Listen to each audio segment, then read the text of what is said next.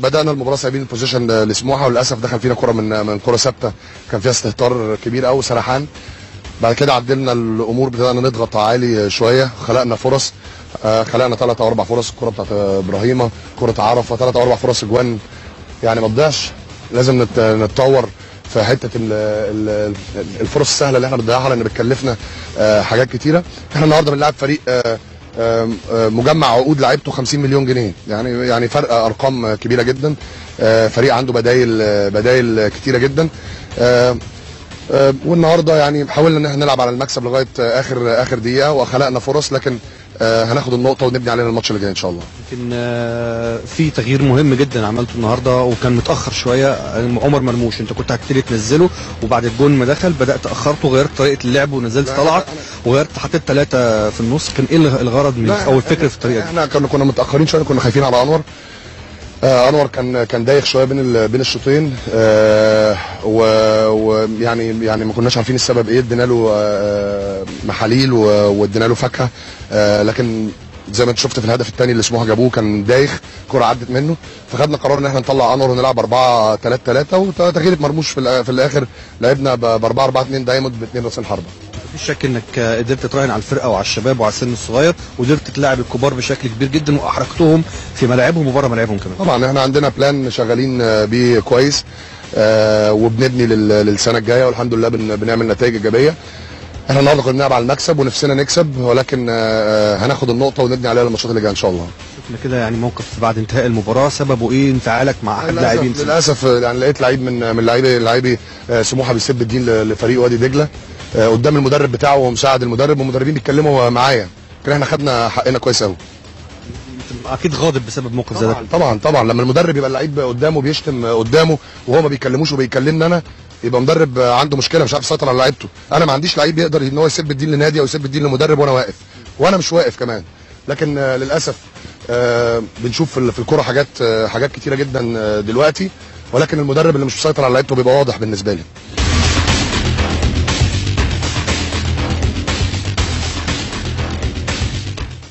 طيب ده كان تعقيب الكابتن احمد حسام ميدو على اللقاء وعلى الازمه اللي نشبت بعد المباراه، واللي كان تعقيبه فيها واضح على التجاوز اللي حصل من لعيبه سموحه. كان في مرأة ومسمع كابتن مؤمن سليمان. على كل انا معايا على التليفون كابتن مؤمن سليمان المدير الفني لسموحه. كابتن مؤمن اهلا وسهلا بحضرتك وبرحب بيك. اهلا بيك كابتن ابراهيم. اهلا وسهلا بحضرتك. اهلا وسهلا بحضرتك. طيب اخد تعقيب حضرتك النهارده على اللقاء والمباراه، كيف رايتها من وجهه؟ لا سيبك من اللقاء، مش مهم اللقاء خالص. مش مهم اللقاء. انا هقول لك كلمتين صغيرين. اشهد الله امام الله وامام الناس ان هذا الرجل كاذب في كل ما قاله، هو كاذب. حسام حسن طلع، الناس بتزعق، قال لهم انتوا بتتكلموا اكتر ما تلعبوا كوره. ده قدام عيني. ميدو كان حق في حاجه واحده بس، ان انا كنت واقف وشاهد وبيقول ايه. دخل شتم اللعيب، المدرب العام كلمه عشان يهدى، شتمه. قلت له يا ميدو كفايه، شتمني قدام، يعني انا بقول كده وفي 300 واحد شاف. فانا اشهد الله ان هذا الرجل كاذب، ولو ان احنا اولاد نادي الزمالك وعيب ان انا ارد عليه قدام الكابتن علي ابو جريشه، هتبقى فضيحه والبانه في بق الناس. ولاد نادي الزمالك بيشتموا بعض. لكن انا امبارح، يعني معلش يا ابراهيم، انا امبارح جايب فيديو بيقول كابتن برشلونه، والولد بيضربه بالقلم وهو الناس بتحوش عنه، فراح بيحوش عن اللي ضربه. فعمال بدلل ايه؟ ان دي روح عاليه وكابتن الفريق ولازم تمسك اعصابك. سبحان الله ان الموقف ده يحصل لي النهارده. فكنت اللي هو فقد الشيء لا يعطيه. انا بكلمه امبارح في الروح الرياضيه وازاي تمسك اعصابك حتى لو اللي قدامك غلط فيك، وان انا ارد على الراجل ده. فانا الحقيقه يعني مفاجاه غريبه جدا جدا جدا. ايه اللي معصبه، ايه اللي منرفزه، انا مش عارف. طب هو ايه اللي طيب هو ايه اللي عمري ما هقول. خليني بس اقول لحضرتك يا كابتن مؤمن، المصيبه السوداء اللي هقولها، المصيبه السوداء اقول لك على حاجه غريبه جدا. الموضوع اتصور، الموضوع متصور فيه كاميرا فيديو صورت كل حاجه. فانا دلوقتي قلت كلام وهو قال كلام، وربنا في الاخر شايف، وفي كاميرا فيديو هتبين. يا رب اللي يسجل، يا رب اللي يسجل، يا رب اللي يسجل يذيع. يا كابتن انا بذيع بس عمري ما هذيع بالصوت. انا مش هذيع بالصوت. ايوه لا يا ريت تحط، يعني اقول لك ايه، لا مش هينفع تحط الصوت، لان الالفاظ لا يمكن حد ما ينفعش تطلع عادي. يعني خدش الحياه. اللي هو سب الدين والام والاب. طيب يا كابتن بقول له اهدى يا ميدو، راح شاتمني بامي.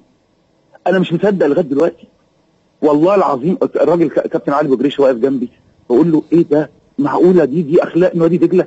دي اخلاق وادي دجله؟ الكابتن علي بجريش حي يرزق والراجل محترم لا يمكن هيكذب.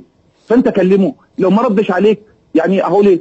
خليه يرد عليك، وانا متاكد مش هقول حاجه غير الحقيقه. طب يا كابتن مؤمن، حاجه فظيعه، حاجه غير مبرره، حاجه غير مبرره. بقول لك مش عارف دي حاجه يعني اقول لك ايه؟ في الاخر اعضاء اللي هم بتوع الجهاز الفني بتاع دجله، انا فاكر ان يعني انا ما عاشرتش بيه، لكن في الاخر هو ابن نادي الزمالك وانا ابن نادي الزمالك. ياما طلع قطع فيا وانا بشتغل في نادي الزمالك، ما سكت عادي، رايه الفني. لكن للدرجه دي انت متضايق للدرجه دي مني؟ للدرجه دي بدون سبب؟ طيب يا كابتن، ما هو ممكن طيب خليك معايا واحده واحده كده. يعني اصله انا يعني هحاول، انت عارف ان انا يا استاذ ابراهيم انا والله مش خليك معايا واحده واحده. انا قلت البقين ما هو الكابتن، ما هو وارد. انا قلت اللي عندي، وارد. ولو طلعت كذاب يا سيدي انا راجل مفتري عند ربنا بقى، يعني يثبتوا ان انا غلطان. حاشا لله، حاشا لله. بس هي القصه باختصار، ممكن تكون حضرتك ما سمعتش اللعيب بتاعك وهو بيشتم مثلا. لا ما هي دي المفاجاه بقى، ان هو انا هدبس نفسي واقول لك انا سمعت. يا الراجل طالع جنبي، الولد طالع جنبي، ما شتموش يعني ما سبلوش الدين. والله العظيم ما تلفظ غير اللي انا قلته لك. قال لهم كده بالظبط، انتوا بتتكلموا اكتر ما بتلعبوا كوره. والله العظيم ده اللي حصل، والله 3 هو ده اللي حصل، مش اكتر من كده. انا ما كنتش ناوي اتكلم، ما كنتش ناوي ارد. للاسف الشديد انا سامعه على الهوا وهو بيكلمك وعمال اضرب كف على كف واقول ايه الكذب ده كله؟ كل ده كذب، كل ده تاليف. يعني واحد يداري، يعني هو غلطان غلط كبير، اتدارى وانا مش هفضحك، لكن تعمل كده كمان؟ طب اسكت ازاي بقى؟ يعني بالله عليك اقول ايه تاني؟ اوروبة ايه بس يا جماعه؟ اوروبة ايه يا رب؟ ايه ده؟ بتعلم رجالتنا بيتعلموا ايه؟ طب سيبك من كل ده، فكره الكوره اللي انت بتعلمها لرجالتك ايه؟ الكوره واوروبا والفاظ، وفي الاخر دي الكوره. طيب انا كابتن مؤمن، حضرتك متعصب انا والله العظيم ما تدبسنيش اكتر من كده. وانا بصراحه هو ده اللي انا عايز اقوله لك بقى. انا مش عايز استغل الحاله اللي حضرتك موجود فيها دي، مش عايز استغل الحاله اللي حضرتك موجود فيها ديت، لان والله انا ما بحبش خالص، ما بحبش والله. يا رب تذيع كل حاجه، وانا ربنا يعلم انا لو كذاب طار رقبتي. خلاص يا كابتن مؤمن، خلينا في المباراه من فضلك. كلمنا عن المباراه. جميله، فرقتنا لعبت 10 لعيبه اخر ثلث ساعه، حاولت تعمل المفروض يتعمل. عندنا خطوات فظيعه في خط الديفنس، لازم نصلح لعبنا. طبعا احنا لما بنلعب نمسك الكوره ونحضر لازم هيحصل ديفوهات، محتاجين الديفنس بتاعنا يبقى اقوى والالتحامات بتاعتنا تبقى اقوى، نعرف نرجع سبرنت في الكره الطويله. ده اللي واجهناه النهارده. الحمد لله ربنا ستر معانا وطلعنا من غير اصابات الحمد لله. لعبتنا عملوا اللي عليهم، فخور بيهم، واحنا بنشتغل لغايه اخر نفس يعني. 5 رباط صليبي. كان معايا امبارح المهندس فرج عامر في حوار مهم جدا، بساله على الاصابات دي كلها. فتره الاعداد القليله اللي خاضها الفريق مع المدير الفني السابق هي اللي تسببت في الازمه ديت، لا يسال عليها كابتن مؤمن سليمان. كابتن مؤمن، طب الخط فصل مننا.